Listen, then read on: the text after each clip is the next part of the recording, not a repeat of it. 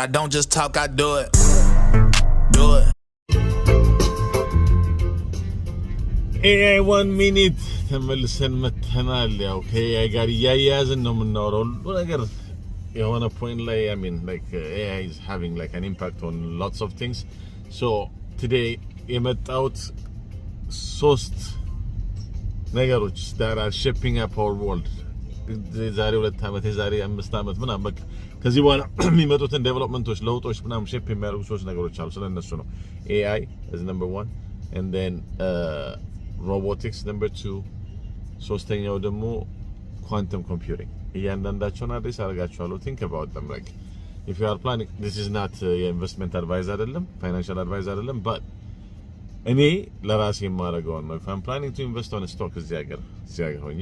መጀመሪያ ማየው ምገዛው ስቶክ ከነዚህ ከሶስቱ ጋር ምን አይነት ሪሌሽን አለው የሚለው and that helped me a lot ለራሴ ሌላ ሰው የራሳችሁን ኢንፑት አስገቡበት ይመቻችሁ